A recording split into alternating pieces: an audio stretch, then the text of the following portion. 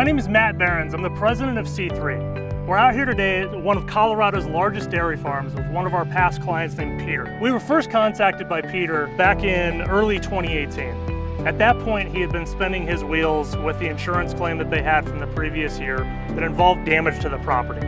So we had a significant weather event, hail, wind, rain. Probably took 2 weeks to get somebody on ground.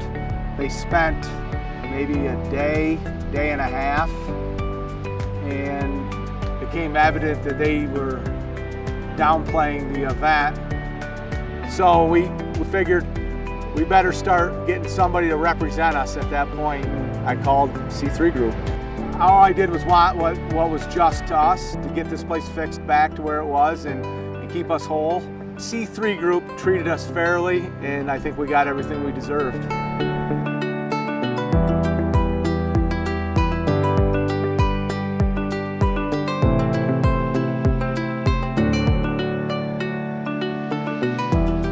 So we were called out by Peter.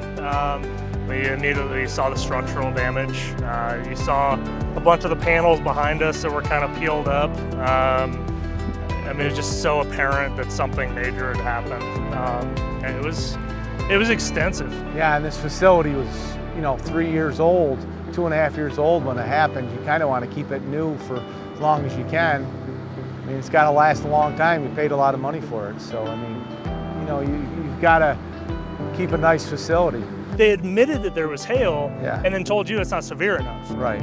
Well, we started getting through it and looking at some of the reports and everything, and it was just downplaying so much of the damage that was out here. But they didn't even do those reports though that you were doing, so I mean, I don't know how they could even say what they didn't do any drone footage, they didn't do any up on the buildings.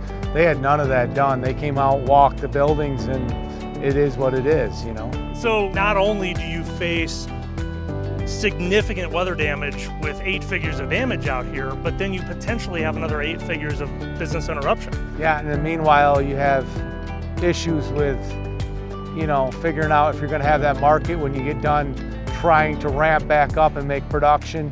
You lose markets, you lose your labor force because you can't employ them the whole time. There's a lot of different moving parts. And not only do you face significant weather damage, but really what probably took the most time of anything was getting that forensic accountant in here. Yeah, when you do forensic accounting on an animal that's a living organism, it's hard to tell what you're going to lose. And you got markets that you're shipping milk to. If you lose markets, it's very hard to figure out what the costs are, what you're going to lose. Today it could be this, tomorrow it could be that. So, trying to get through some of those things was a real focal point, I think, of the claim. It's a job in itself. So the cool part about this at the end of the day was we were actually able to get a secondary building that was about, a quarter of a mile long? Right. So it's roughly 1/2 of the freestall installed that was actually roughly 40% of the cost that you would have incurred in business interruption, that they actually paid an extra expense to build an entire new building so we didn't have to sell the cattle off. Right. It was huge. We had to move cattle out there because we have cattle that's taken us years to get to these genetic potentials. We don't want to sell them off, so we moved them to another building, tore down half a building and rebuilt it.